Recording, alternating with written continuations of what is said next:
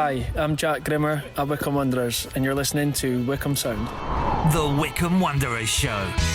Welcome to the latest edition of the Wycombe Wanderers Show. In the next hour, much to bring you. We may even not have time for a notice board section.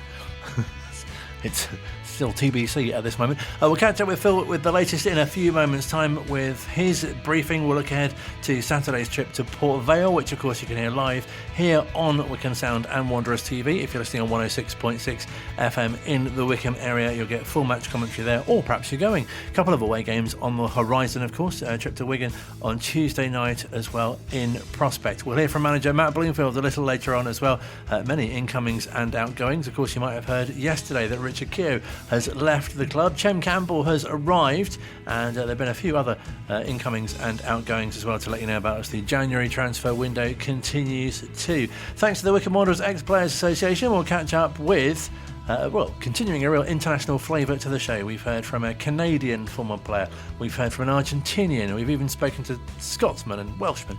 This week, Portuguese, as we say, a big hello to Sido Jombati, who has been playing at Salisbury currently, although unfortunately at the weekend suffered a concussion. And it's not funny, but he's recovering well, I'm pleased to know. We'll hear from him in this hour as well. Plus, continuing with our following of the Chairgirls, we'll catch up with forward Molly Carter, who has played for the under-18s, the reserves or under-23s, and also the first team now as well, and has recently scored her first senior hat-trick. So lots to look forward to in the next hour, plus anything else that we can squeeze in as well. But first, we'll bring you our weekly chat with Phil on, as what's mentioned, has been quite a busy week at the club. Yeah, that's January, isn't it? Never a dull moment. There's always stuff going on, not just here, but across the division as well. I mean, Alfie Devine's been recalled by Tottenham, who has been doing really well for Port Vale. So it cuts both ways, doesn't it? I guess there's lots of variables going on, which makes it, I'm sure it makes it tricky from a management point of view, but from a commentator's point of view, it's even more research to keep an eye on who's going where, what they've done, where they're from, who they are, etc. But it's all part of fun. No, absolutely. And I think for Wycombe fans as well, they'll be excited by, well, hopefully excited by Chem's return especially. Yes, yeah, and there's a lot of great little link-ups in that as well. I think he scored Matt Bloomfield's first goal as Wycombe manager. Chem scored against Exeter. He signed in the week leading up to a game against Port Vale, made his debut at Vale Park off the bench in what was a 3-0 win for Wycombe that day. So hopefully we can see history repeat itself there. So yeah, so lots of little interesting little link-ups. But yeah, great to see him back. You know, a year older, a year more developed, a year more experience in League One, which will stand Wycombe Wanderers in good stead. And, you know, I know he got on really well with Gareth McCleary when he was here last year, so it'd be interesting to see those two link up. And I'm sure GMAC's a bit of a mentor for Chem in terms of a similar position. So it'll be interesting to see how he gets on there. And the club appears to be collecting West Ham youngsters as well. Yeah, Gideon Kadua, I think, you know, we all saw how exciting he looked against Wycombe Wanderers. I thought it was very nice just to let him score so he could sort of build his confidence before moving, which was a nice touch. But yeah, it was exciting, young, pacey, wide player. I think it's sort of, you know, an indication or a nod to the change of style. And I'm sure Sam Vokes is taking great interest in this as well, because some pace on either side of him would be really welcome, I think, and be interesting to see how that develops. And really great to hear Freddie Potts on the chat that you did with him that's on the website, of course. Him, you know, some great insight into what he's like as well. My favourite bit was Freddie just checking what the Bristol Street Motors Trophy was called, of course. Well, you know, he's not alone in that quandary. It's something I check on an almost daily basis these days. You know, along with trying to keep abreast of whatever rules are in that competition. Is the semi-final a two-leg if we get there? I don't know. We'll find out soon, hopefully by being in it. It is an exciting time, as you say, for fans and kind of knowing who's going to be coming in, but also, you know, perhaps in a way keeping fingers crossed who's not going out. And I guess a bit of a surprise to many that Richard Keogh has left quite so soon. Yeah, he's a big character around the place. But, you know, I think it's nice when clubs can come to and players can come to amicable arrangements. I think it's testimony to Richard Keogh as well that at his age, at the stage of his career, he's still desperate to play regular games. And I think it was sort of communicated or understood that wouldn't be quite as possible at Wycombe as it may be somewhere else. And it's nice to see an amicable arrangement. Also, the work he's done here since the summer. Wycombe have got lots of young defenders on their books and would have no doubt benefited hugely from having Keezy around the place at the training ground on match days, etc. And no doubt on the end of the phone at times too. So, it's he leaves with our best wishes. And the transfer window must be a really interesting time in terms of your kind of work at the club as well.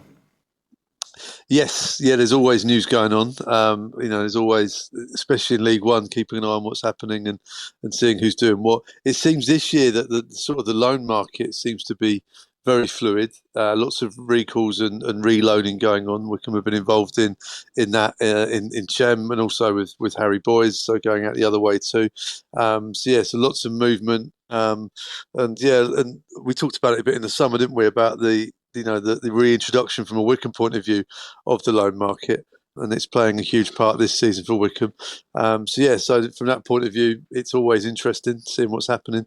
But I like to look around the division as well and seeing who's either end of the table spending money or trying to roll the dice to drastically improve their position, or maybe reinforce their good start and get out and aim for that top two. As you say, really interesting to see, after January, what an impact any, new arrivals will have at different clubs in terms of their form and league position, of course. Yeah, well, the January window, I think, is quite tricky. It's quite tricky for everybody because you're coming into a settled group, you're coming into a settled situation and in a team in a set way of playing. And we're only a few months away from the end of the season, so it's one of those where you have to come in and make an impact immediately. So whether that puts pressure on players that move in January that perhaps isn't quite so much there in the summer, I'm not sure. But I think in terms of what we've done with Chem, he obviously knows the place inside out. He knows a lot of the people here already, so that's going to really help him. But around the division, loanees will be expected to come in and make their mark very quickly. And again, the ones that have done that in August, someone like Alfred Devine at Port Vale, for example, has made it such a great mark that he's been recalled by Tottenham and will doubtless be reloaned out somewhere else, potentially in the Championship, as the parent club will look to test him out further up. So it's tough, isn't it? Sometimes loans don't work out because the minutes aren't there, and sometimes they work out so well you still end up losing the player early. So that's the variable of the market, and we're seeing that across the division at the moment. No, interesting times. And also fans will be hoping that, going into this game against Port Vale, a team obviously who we faced recently, and they're a side who scored late against, well, it was when the home team on that day, but yeah, obviously after the Lincoln game as well, there must be a lot of people hoping that, the team can kill other teams off and really, avoid conceding late goals. Yes, absolutely. That was pretty apparent after the Lincoln game in the post match, and you guys have asked the gaffer about this as well. And it's the late goals that are hurting Wycombe in terms of their league position, because we said it on Ringing the Blues this week. You kind of mentally tot up the points that have been lost in the late stages of games, and then it's human nature. You add that on to the position where we are now, and the table would look very, very different. But that's football, isn't it? We got that late equaliser at Derby, so we've been on the other side of it too. But I think I think the gaffer's approach to it is bang on, because it's both ends of the pitch. If Wycombe had taken their chances when dominant in that first hour against Lincoln, then it isn't a 1-0 lead anymore, and perhaps Lincoln aren't doing quite so much to push their cause late in the game. And at 1-0, with a free kick in the 97th minute, of course, you're going to pump it long and stick it in the mixer and see what happens. And on that occasion, they scored. But yeah, if Wycombe are 2-3 goals up, then it's irrelevant what the team do in injury time at that stage.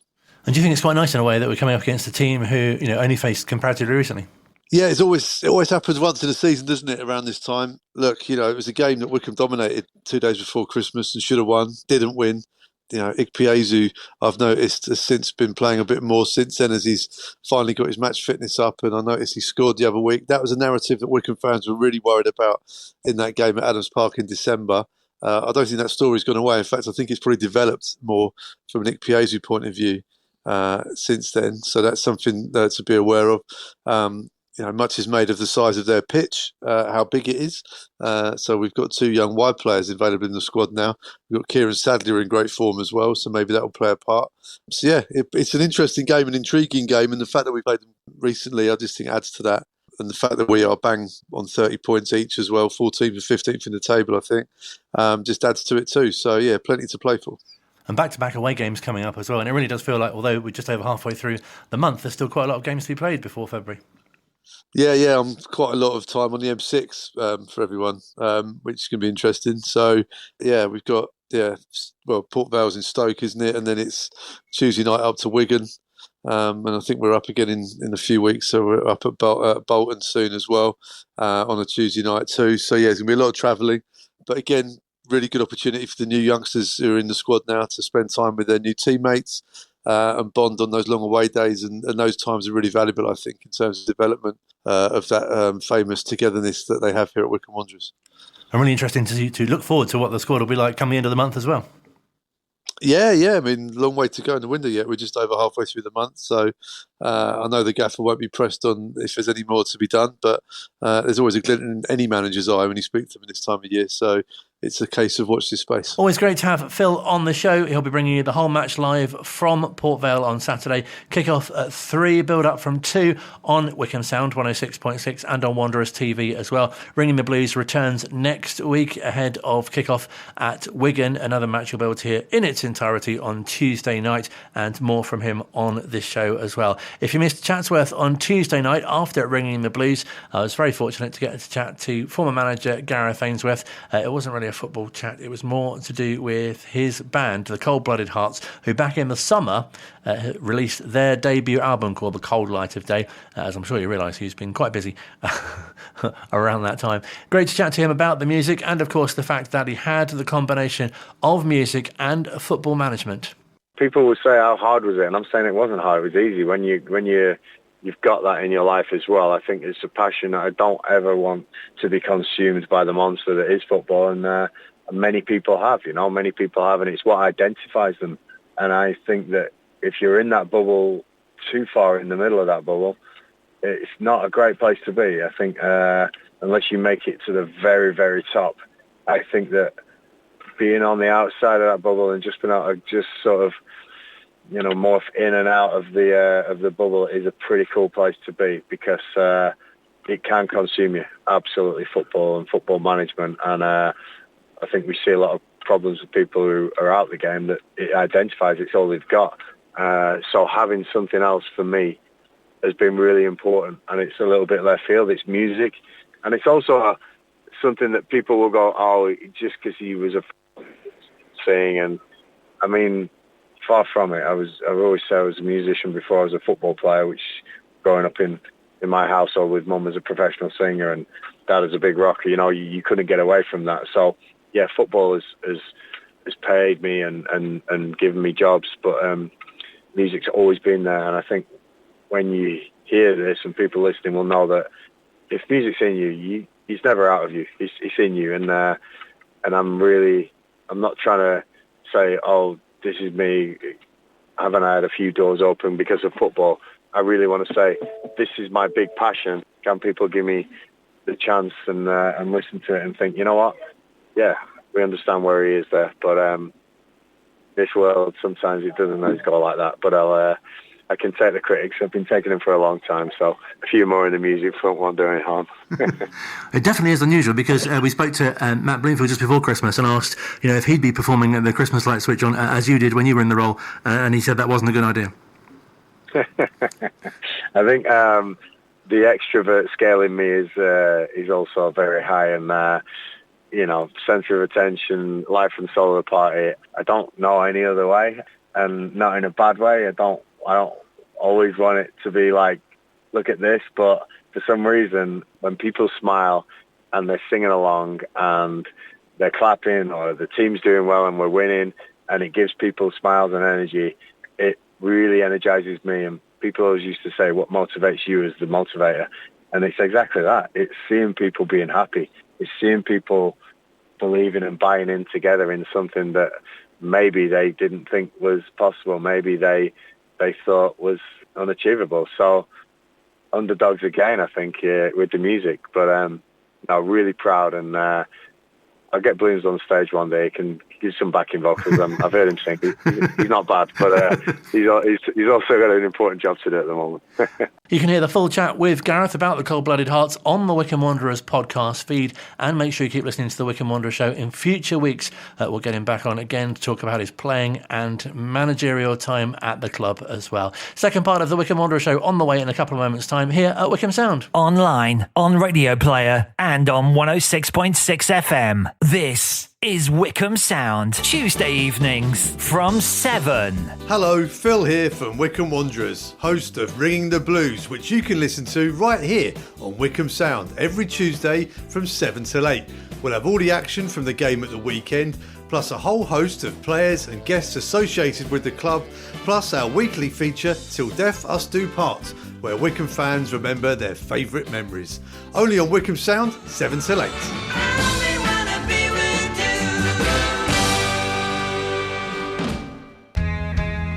Still to come on this week's edition of the Wycombe Wanderers Show, we'll catch up with another of Wycombe Wanderers Women's players. Molly Carter chats to us, and we'll hear quite at length from Wycombe Wanderers manager Matt Bloomfield, including, if you heard just a short time ago, Gareth talking about hopefully getting him on stage in a backing vocals capacity.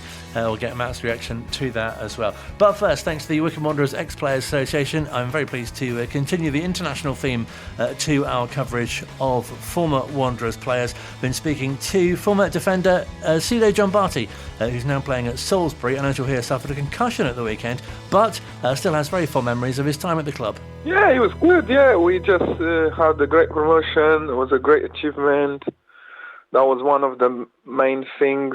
When I first signed, they said they had 5 years plan, which was getting to the championship. A few people laughed about it, but it worked out, and that was my end with Wycombe Wanderers, which was great. Yeah, the plan was done. Could you have imagined when you first started that it could have gone so well, really? The way the owner at the time proposed things to us, it looked very promised. So I kind of believe on his words, you know. Andy Howard, he was quite good and was quite positive about it. And when he put the plan towards me, I said, I strong believer you can achieve it, and it worked fine. Yeah, I did believe it from day one. Because if you don't believe it, things don't work. So I kind of believe it. It looks like I wasn't the only one. I think all the staff, all the players he signed, they all believed on his idea. So it worked well. And did you find you settled in really quickly? Yeah, very quickly. It was nice. Everyone was welcoming. Wycombe was a family club, so it was very easy. It wasn't only about football. They asked about outside life. So this is always good signs when you go into a club, when they start to ask you about your outside life and they want to know about you and what you like to do. And so that was quite easy for me to get into the club. And did it feel like a really good step on your footballing journey? Because obviously you come from Portugal and playing non-league as well, and now then at Wycombe. It was good. It was. I was a very good club as well. I was at Cheltenham, and we were doing very well as well. So it's kind of a similar kind of vibe, to be fair. So it was quite easy for me to settle. Cheltenham was also a family club, so it was quite easy. It was I just cross a bridge from one club to other. I just think Wycombe were a little bit ahead, special in terms of social media and dealing with the fans, but Cheltenham was not far off it. So it worked very well. And great, obviously, that you formed such great relationships with other players. Yeah, it was good. We had a very good team spirit. That always helps. We had a few players coming along, but the manager at the time only signed players not about his qualities, but about their abilities outside the pitch. That was the main thing for signing players, so they gel quite easy to the group, and it's always easy like that when you sign players, not only about their ability inside the pitch, but outside also. So it was very easy, I guess, to work with all the players around me.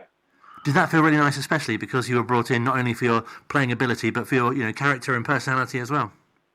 Yeah, that's the key point. That's what you can have one player which you can baby him, but if you starting to have more than one and two, that's a problem.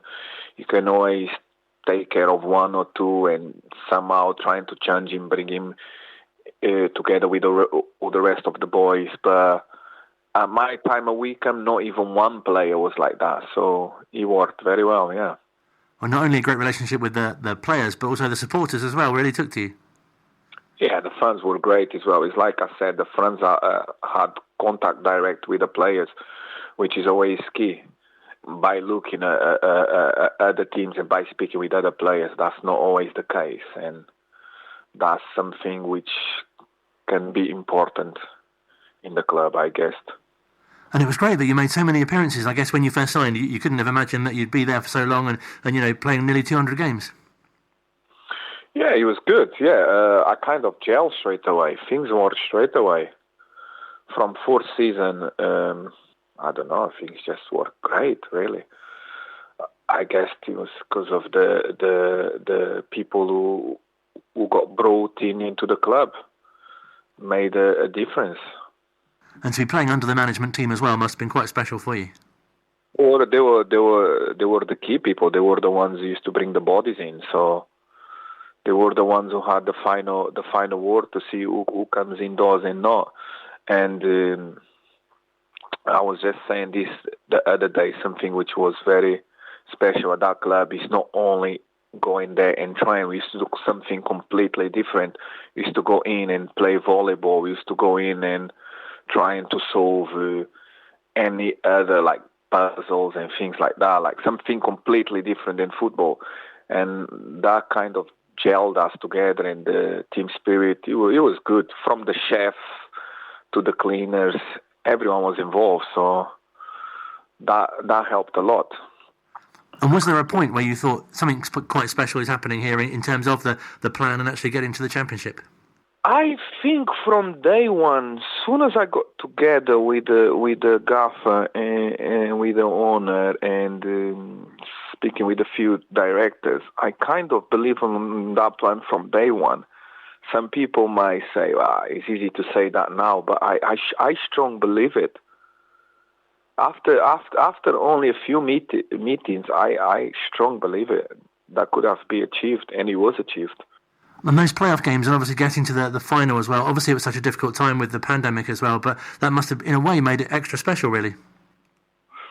It did. We were lucky. They treat us very well. Other clubs players weren't getting paid, and Wycombe paid us fully.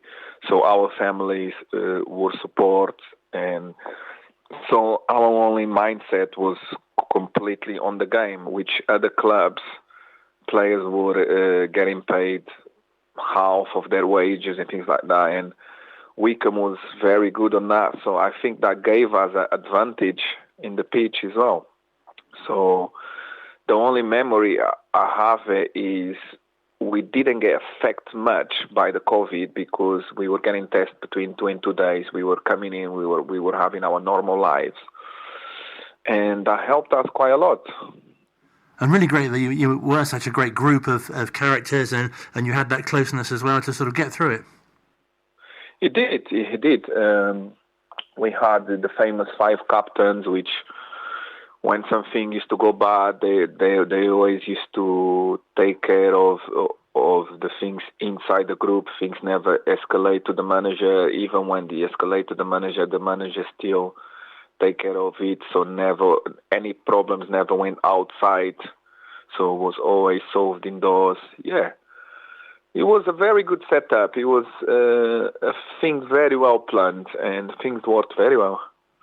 And are there any particular games or occasions that really stand out for you? It's always some special moments, like when you go in to play Stadium of the Light, when we play against Sunderland, and instead getting the bus to the stadium, we all walk together to the stadium. No players going at the front, no players going at the back. No, we all together and gelled.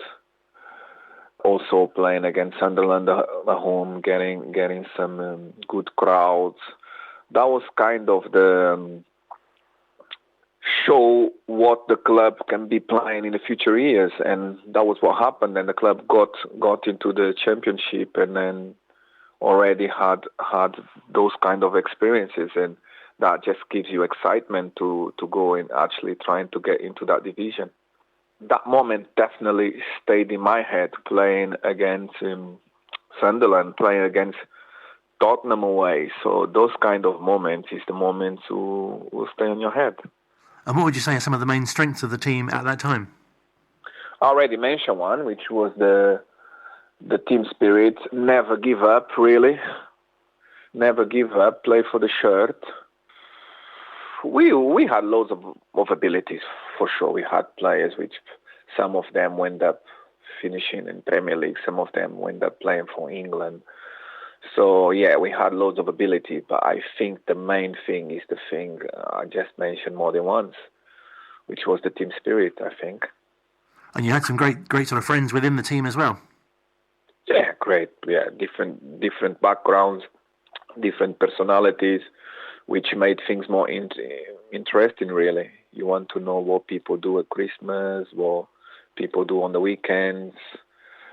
Even talking to a chef, we had a Moroccan chef, which I used to speak a lot with him, just see how he used to grow up, and the manager at the time, which had a Venezuelan partner, used to speak about her and about her youth back in Venezuela. Things like that is always interesting. So you're going to training not just to learn about football, but to learn about other things. And that was very good for me, and I learned quite a lot, and I hope they learned from me as well. No, absolutely. I guess it's not really a surprise to you that someone who is a former teammate of yours is now managing the club as well. Yeah, it was basically after the manager, he was the one who most important in the club. He was the one who take care of the changing room, telling younger players to do this, younger players to do that. So it was a very, very important piece for the success of Wycombe getting into the championship. He's someone who saw the club having success, also saw the club having a bad time. So he was probably the right person because he knows what needs to be done. And I suppose quite disappointing, perhaps for yourself and also for the fans that you did leave. But it was nice in a way that you kind of what you achieved while you were at the club. Well, things change. People got their own views. What's going to be useful, what's not going to be useful. Also, I had a big injured, and then once I come back, the COVID hit, so I didn't have much to show myself, and it was all happen, and then manager make decisions, and then you just follow your path. The club follows their path, and that's how life is. And great that you're still enjoying football today, though. Yeah, I am. Yeah. Even though I just got hit by someone, yeah, concussed. Concussed, is that the right word? Yes. Yeah. But yeah, all good, still enjoying. My manager, he was someone I used to play with at Weymouth, my assistant manager, also I played with him at Bath. So it's great to go back and work with people I used to play with. And they have I think they got a very good future ahead of them, and it's nice to see people doing well, and I also still playing and still enjoying my football. Well, hopefully you'll recover well from your concussion and you'll be well. It's been very well, to be fair. I'm quite surprised. It hasn't affected your memory? Nah, definitely not. I remember everything. Is it quite nice to be one of the senior players yourself now as well? Yeah, definitely. Yeah, you see younger players, they come in and they ask you questions. I get loads of questions about my time at Wycombe, especially from Akin Fema. How is he like around the time? Yeah, he's definitely the one who I get more questions from. Yeah, so it's quite good. It's quite good. The young players always ask you good questions, and you're just trying to give them the best advice as possible. And do you see yourself perhaps going into coaching or management in the future? I don't think I've got the right personality to deal with different personalities. I'm good, but with just a few people, it's quite difficult, you know. When you go into football, it's not only about football. You have to deal with people from different backgrounds, different views. And I don't think I have that quality on me, so I don't think that's for me. I would be happy maybe to help one or two individuals, maybe someone who comes from my background, Portuguese, Spanish, Italian, French, more a Latino kind of background, which I tell them, listen, you come into England, it's different mentality, different views. You cannot be late to train. You know, the Latinos always late for everything. Yeah, I can feel myself being useful to help someone who comes from a Latino background to gel into the British football. But as a coach and as a manager, my sincere opinion is I think it would take me a long way to have some success on that field. Do you feel really proud, though, of the journey that you've had, coming to Portugal and the way that you've adapted to English football and the success that you've had? Yeah, it was good. As I said to you, I think it's quite difficult for someone from a Latino country coming into England. Is loads of differences. And I'm quite happy with what I achieved. And I think as well, people think, it's a very different game, the English game to perhaps, on the continent. Is that something that you found? Have you had to adapt your game? Today is very much similar, but when I first came, it was a very direct football. So I needed to adapt a lot. So everything I learned in my youth team, it was almost none. It was zero. So you learn how to play via the back, and here was very direct football, very physical. The referees here, they let play a lot more. So I did struggle at the start. Yeah, my first 2-3 years, I did struggle myself. Yeah, I needed to get myself into the gym, become more physical. Yeah, I would say when I was 23, I think that was when I was 22, 23, that was when I was ready. When I was 20, it was kind of a difficult journey for me at the start because of the differences. But it must be really nice to be able to reflect on, who has influenced your career and what an impact they've had. You mentioned Akin Fenway, he must have been great in the dressing room, and obviously, Gareth and Richard Dobson as well. Yeah, but from the start, I'm someone always to never forget things. But from the start, I had some good people around me. Even when I was a non-league, when I was a Bath City, I had some great people who helped me a lot. Even going back, Benzisto, Weymouth, even that non-league journey, I had people who gave me some good advice. And then coming into also professional football, I found good people. I was very lucky to find great people, and I am someone who like to speak a lot with people, so I always get good info. So yeah, definitely. Not only when I was playing higher, but also lower, I found great advice along the way. No, it's a really good message. And just finally, what would you like to say to Wycombe supporters about your time at the club? I just want to say thank you for all the support. I always had a nice spot in my heart for them. They helped me a lot throughout my journey. From day one, they always support me. I'd like to think I was one of the ones they always used to come and say hi and say how much they like me. And I also love that from them because, as I say, coming from a different club straight into one club and being liked is quite a good thing for you to play your best football. So yeah, but Wycombe fans are quite good. They do that with every player, with the messages welcoming into the club. Lately, I have been seeing some signings for Wycombe. I'm quite happy Wycombe still believe in players from lower divisions and give them opportunity and the platform for them to achieve something in life. So I'm quite pleased the mentality of the club's still the same. And I'm sure they're a team that you still look out for their results as well. Definitely, yeah. I think they will be fine if they just believe on the process. The manager know what it takes, and I think they will be fine, I think. Well, it's been a real pleasure to speak to you. Thank you very much indeed for your time. Thank you very much. All the best. Online, on Radio Player, and on 106.6 FM. This is Wycombe Sound. The Wycombe Wanderers Show. Thursdays from 7. 106.6 FM.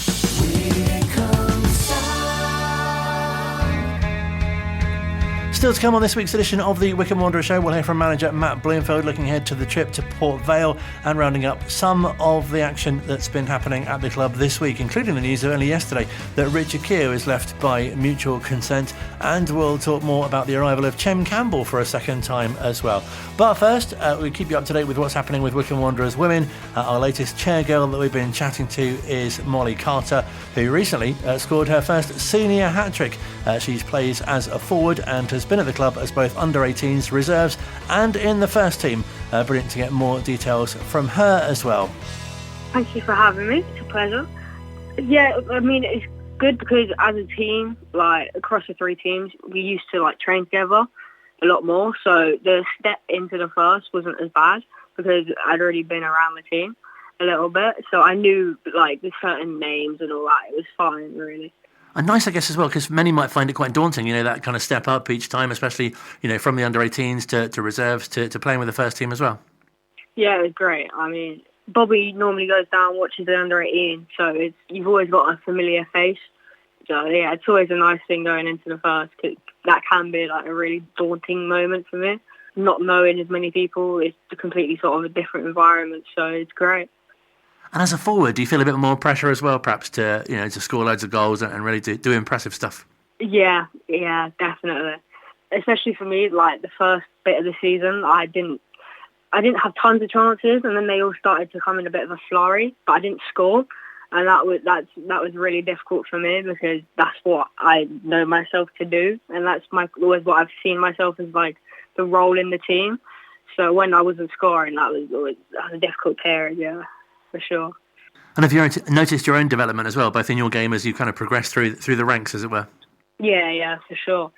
Technically, I feel like I've developed more as well. Physicality, obviously, going from under-18s into the first, it's a bit of a step, and it's been something I've had to work on throughout the season. And have you sort of risen to the challenge, if you like, with the changes that you've experienced at the club with the management and the structure and the way the team trains and the whole kind of working together in the different teams as well? I'd like to say I have, but I feel like I've still got a way to go. I feel like I can still develop more and I can give way more to the side. And it's frustrating that I can't give that in a minute, but we'll get there. No, absolutely. And does it feel a bit like as well, you know what it's like to be one of the newer ones or the younger ones, and you can really help those coming through as well? Yeah. I mean, hopefully I can help the younger ones coming through because I know most of them anyways, so that will obviously help them with a familiar face they can sort of talk to if they want. If they don't have to, they can ignore me if they want, but yeah, it's just nice for them. I'm sure they wouldn't ignore you. Nah, it's probably the other way around, yeah. Because I think it feels like, speaking to different players of different ages, you're all kind of, you probably don't realise it perhaps, but you're all kind of like role models, both within the team and the club, but also to young players externally as well. Yeah, obviously, you wish to be a role model for someone, even if, I don't think I am, but I'd love to be, for sure. I mean, yeah, especially like Bobby and the more senior players in our side, yeah, definitely a role model to people. So how would you say the season's going so far, both for yourself and also for the team? Much better than last year, that's for sure. Yeah, I mean, sitting about mid-table, there's still a chance that we could go up, so we'll keep fighting until it says we're done. And we've got a little run on in the League Cup, so hopefully we can make some silverware in that. So, yeah, overall, I think it's been a pretty good season so far, yeah. And what would you say are the main strengths of the team? Ooh, we're always up for a fight. We'll always give it. Even when days where we're not playing as good as football, we'll keep playing until the last minute. And are there any particular games that you especially remember or enjoyed this season?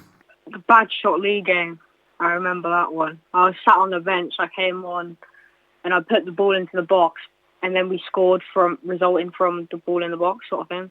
Got kicked out, and we scored from it. Bobby's goal, I think it was. That was good. And the Abingdon United game, it was a disappointing end, but I feel like we played well as a team, especially against the National League side. So that was a good game. And you got a hat-trick yourself before Christmas. That must have been quite memorable. That was a very good one for me, yeah. Only played 30 minutes, so quite happy with that one, really. Because I suppose every goal, it must be brilliant as a forward, obviously, to be scoring, but to get 3 in a game, that must be very satisfying. Oh, it's so great because I'd only scored one goal before that, so it was absolutely amazing to get 3 in a game. First senior hat trick, bit of a landmark there. So yeah, it was absolutely amazing. Loved it. Must give you a real boost as well going forward for the rest of the season. Yeah, it really does. It really does. It's just annoying that the Christmas break fell after that game, so I couldn't follow up on it. So that was my aim going into the start of the season, but then I got ill again, so kind of frustrating, but I'm sure we'll get back. We got to. So do you set yourself goals or aims for the next part of the season, both yourself and for the team? As you say, sort of promotions is in reach still? For me, yeah, promotion, absolutely. That's number one. That's what everyone wants. League Cup, win that, hopefully. That's the aim. At least get some silverware in for the year. Something to show for the hard work and how good we've been this year. That would be absolutely stunning. And then, personally, I'd like to get a few more goals. I'd like to get 10 goals this year. That would be nice. And then get some more assists in my bag. And just generally, does it feel like you're involved in women's football in a really special time because of the popularity of the sport generally and obviously the success of the Lionesses and the WSL? Yeah, it's great. I feel like there's more respect around the game, and that's something I feel a bit more, especially being the only girl in Fab at the minute. It's good to have. Yeah, the amount of support in the game's grown so much. I wish it would happen sooner, but it doesn't. So, it's the fact that I'm just going into that stage now and the game growing, it's great. It's great to see. So many young kids now have more opportunities to get somewhere in the game. It's great. And how do you find the balance of playing and training, but also, sort of your everyday life as well? I don't find it too bad. My mum hates it for the washing, that's for sure. It's fine, to be fair. You've got to find your ways of dealing with it. I got cricket as well, so yeah, just making sure you get the work done, keep the teachers happy, and then you're all right, really. Our thoughts are really with your mum at the moment, I think. Yeah, really. She struggles with that one. I feel bad for her. It does sound a lot of washing when you put it like that. It's a lot of washing. Yeah, she don't like me. Especially this time of year as well. Tricky to get it dry as well. Oh, yeah. It goes straight in the washing machine and into the tumble dryer for like 2 days later. She hates it. Mum's everywhere going, yes, we know. She does a great job.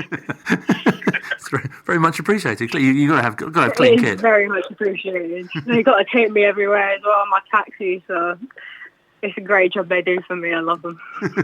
So what do you do outside of football? So I do a BTEC sport and A-level art, and then I play cricket as well. So I have like one session a week training in the winter for that, and then obviously play in the summer. So as soon as football finishes, I go on to the next sport.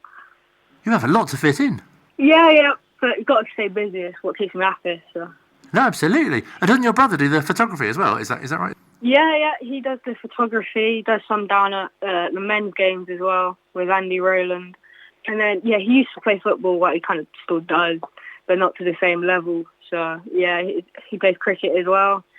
So, yeah, he just comes around, does what he can, really, gives some support.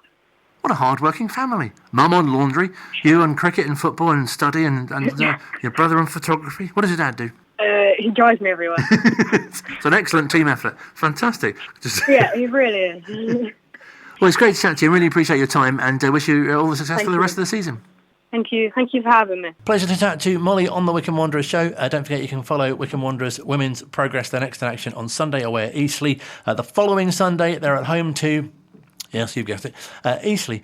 Follow them on social media, on X, on Facebook, on Instagram, TikTok, and on the Wycombe Wanderers website as well. There's the women's section on there too, where we can get lots of details on the teams who are in action over the various weekends, and we wish them the best for the second half of the season. Focusing our attention back onto the men now, and have been catching up with the manager. Matt Bloomfield spoke to the media in the session yesterday and started off with what was then the breaking news of Richard Keogh leaving the club. It's a sad day when you lose someone of Richard's character and calibre, but he goes with our best wishes and our blessing because he's been incredible for us over the 6-7 months that he's been here. A real good guy, a real good player, a real incredible career, and the pedigree that he's brought and quality he's brought to the building every single day. So, we had a real adult conversation about how his minutes might be slightly less in the second half of the season, and we came to the adult decision that it was best that we parted ways. But it goes with blessing, mate. It goes with good feeling. He's someone I think a lot of, and I'm looking forward to keeping in contact and in the future, because he's someone I think a lot of. Has he brought a lot to the team in his time here, obviously with his experience and the position that he plays? Absolutely, he has. Yeah, on the training ground every day, the bits that you don't see every day, the individual work with the defenders after training, those the bits of experience and quality that he can bring to the group. Yeah, so he's been great. He's been everything I hoped and more. And when we entered into the agreement in the summer, like I say, he's been everything I hoped for and more. So yeah, he's been absolutely top. So a real good person. And fans will be excited this week to see the return of Chem. Is that someone that you've always been looking to bring back, or is that something that's happened more recently? Yeah, I've been looking for it since before the end of last season. It was someone we spoke to about it then, and then it didn't materialise over the summer for as football, there's a multitude of reasons and different things that go into any transfer happening. So it didn't quite happen and happen then. But we've obviously been watching him with a real close eye. His work he's been doing at Charlton. And I think he's been playing extremely well. They've played him a bit more central, so we know he can do that 10 role, but we also really like him playing wide either side. So yeah, I think that it was really important for us in January to bring in, two more players to help GMAC and SADS. We've got a lot of games coming up, a lot of long trips coming up, so it's probably unrealistic to expect those guys to be able to play every minute of every game. So it was important for us to bring in another couple of players who could utilise in those wide positions, and we're really pleased with the two we've got with Gideon and now Chem. I think a lot of both of them, and I think they're both going to be top players of the future. It's really exciting for fans to get sort of young and talented players from higher levels. Yeah, and I think the other thing is that one of the things we've done with the loans is it doesn't always work out this way, but you're all also trying to look at are any of these loans going to be able to be permanent in the future? That's something that we're mindful of. Sometimes it's a development loan where you think you're getting a top player and they're going to go on and have a top career, and you might not be able to get them. But you've always got that eye on, is there a possibility of ever making any of these permanent? Sometimes it's realistic, sometimes it's not. But, we feel like we've got two good ones in the building in January in those two loan signings. And we're really looking forward to, having them here for the next few months. It must be a really interesting process as well, because obviously fans just see the announcement, or they might hear rumours previously, but don't perhaps really appreciate or even know kind of what goes into bringing them in the background. It's really interesting when you hear a certain player might be someone that you look to bring in at Colchester previously, or it's someone that you've seen from even before that. Yeah, I think when I was playing, I always used to hear managers go on about how they tried to sign players in the past that numerous times, it's never come off, and now they're really pleased to have them. And I always used to think that's just a throwaway line that everyone feels like they need to be polite when they sign someone, but it's actually true. There's so many different variables. There's a player, there's a club, there's an agent, there's the signing club, there's personal circumstances, there's wages, there's so many other variables that go into it that it's a bit of a roller coaster ride. 1 minute you think you're good, then you're not, and then it comes good, or so it's a fascinating process, mate. There's loads and loads of hours. I was speaking to a director of football at a different club recently who put it really well. He said you can spend hours upon hours upon hours going round in circles to stand still at the end because you don't actually achieve your target. And he was kind of right, but it's part of the process. It's been going on for years and it will go on for years. So it's part of the fun. I love the human element, getting to speak to people and, really kind of being clear in the vision that we've got and how we're moving forward. In the way the players are playing currently, we're looking to add to the group and complement the group, not replace any of that group that's playing at the moment. So yeah, it's a fascinating process, mate, and one that's been enjoyable so far. And really interesting, Declan going out on loan as well for his opportunity to get some more football too. Yeah, Deco's a boy we think really highly of. I think he's going to have a real good future, but to have that future he needs to play and develop and keep improving. Unfortunately for him and for us, since I've been here, he's missed large chunks through injury. So we've tried to get him towards the first team picture here as quickly as we can, but we just feel that the opportunity to go in at Ebbsfleet, a club that I think a lot of, I know the CEO Damo extremely well. I think a lot of him, and we know that they play football the right way. We know that they'll help develop him. They took Jack Wakely earlier in the season, which unfortunately ended with Jack's bad knee injury. So I'm really pleased that for both clubs that Deco's able to go there and get some games, and we know that he'll come back a better player. And obviously you won't be able to give too much away, but do you have a particular kind of target in mind as to how many more you'd like to see perhaps come in, certainly? No, I think that it'll depend what opportunities that we can do. I kind of have a rough idea of what I want to do and achieve over the next part of the, before the transfer window ends, but it would be irrational of me to make that public. I think that there's definitely, we can strengthen slightly more if we can, if everything aligns right and correctly. So we're still looking to do a little bit more, not loads, but a little bit, just to make sure that we're as strong as we can be heading into the final part of the season. Obviously, after the Lincoln game, you spoke about having to concentrate quite a bit on not letting in goals late. Is that something you've certainly been working on this week? Yeah, we've put some time into it. Absolutely, we have, because we have to. Those late goals, unfortunately, have affected our points total and our league position, because they have affected results. I think in defence of the players, a couple of them we've been given apologies from the PGMOL. There was a foul at Portsmouth, a foul at Barnsley. The game on Saturday should have stopped at 96 minutes, and it didn't stop until over 98 minutes. Lincoln scored on 97-11, and I've been told that shouldn't have happened. So unfortunately for us, these things are going against us, but we have to be as good as we possibly can be, and make sure that the game can go on for however long and we can see it out at 1-0. I think part of that is we need to try and get 2 and 3-0 up if we can, if it's possible at times. I don't want to sit back on 1-0 being ahead. And maybe because of the way it's happened earlier in the season, it's now sort of psychologically playing on people's minds that it's happened a couple of times. But like I say, in defence of my players, Portsmouth was a foul, Barnsley was a foul. Saturday, the game should have finished at 96 minutes. They score at 97-11. That erratic nature of injury time where, goalies can be coming up at times, or extra players. And we have to organise ourselves and be a lot more organised in those moments to see the games out. And we have to work on that, absolutely. And I have to look at myself, every decision I make, how I'm organising the team, because, like I say, if we can turn those little moments in our favour, then our points total could be further ahead, and we have to make sure for the next part of the season that we turn those moments in our favour. And just to give you confidence that, it shouldn't take too much to be able to turn games around, as due to the amount of chances and opportunities that you're creating. Yeah, I mean, before Saturday's games, we'd had 60 shots in the previous 3 games, with 5 unbeaten. Even Port Vale game at home, they had 2 shots on our goal, and we draw 1-0. Shrewsbury, game before that, when we're at home, they've 1 shot on our goal and beat us 1-0. We've got to, there's been a lot of tight games we've been involved in, and we have to make sure we're as good as we can be, because, no one wants to listen to a manager saying what could and should have happened. We have to make sure that in the future and moving forward, we make it happen, because, as I've said before, it's what I'm judged on, what we're judged on, no problem with that. But there's loads of elements of our play that we're really pleased with at the moment. We have to capitalise on that. And obviously you face a team on Saturday, Port Vale, who were one of those teams which scored late against you. So you'll be, doubly careful not to let that happen again.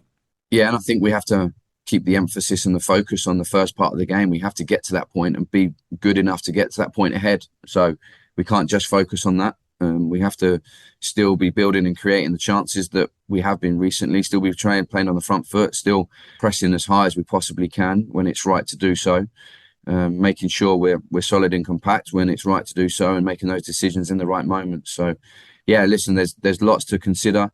There's lots to work on, as always, irrespective of the results. There's always lots to work on. But, I think we need to keep a little bit of context to it was a draw on Saturday, and we didn't lose the game. We're in a good spot, and we have to keep moving forward and improving.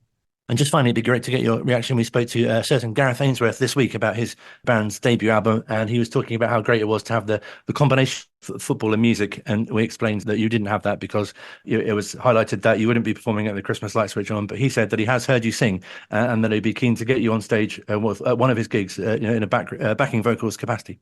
Yeah, if he's heard me sing, there is absolutely no way that he's going to want me in anywhere near the stage or anywhere near his music. The gaffer. No. Look, I think that the mutual respect we had dinner a couple of weeks ago. We keep on touch on the phone all the time. The mutual love and respect will always be there. But his music far outweighs my music, and that's something that I will not be looking to compete on. I think it's safe to say that's the manager ruling himself out of an onstage appearance with Gareth's band. But you never know, that might change. A lot does, doesn't it, in football? Wycombe Wanderers are playing away at Port Vale on Saturday. Of course, if you're not going to the game, you'll hear the whole match live here with Phil. Kickoff is at 3, build up from 2, and then we've got another game Tuesday night, 7:45 up at Wigan. We've got Ring in the Blues as part of the build up to that as well, which you can hear as well as on Wycombe Sound on Wanderers TV as well. And lots of brilliant Wycombe Wanderers content to keep across as well. Hope you've enjoyed the show. Fantastic to chat to Sido Jombati. A reminder that our full chat with Gareth about the Cold-Blooded Hearts is on the Wycombe Wanderers podcast feed, so you can listen to that and in its entirety. I can definitely recommend some of the songs as well. Some real kind of blues and rock and brilliant feels to the many songs that you get on the album as well, if you like that sort of music. And as I say, make sure you keep an ear out, because he says that he'll be pleased to join us on the show and chat about his time playing and managing at the club as well. So that's definitely something to look forward to in future weeks. Do make sure you can join us next week, but if you're not around on a Thursday at 7, as a reminder, you might be listening to it now. There's a podcast version of the show available wherever you get your podcast from. It's on the Wycombe Sound radio player page and on YouTube, and on the Listen Again feature on the website wycombesound.org.uk. Have a great week, and let's hope for a win. 3 points on Saturday, and of course Tuesday will be fantastic as well. Look forward to speaking to you again very soon.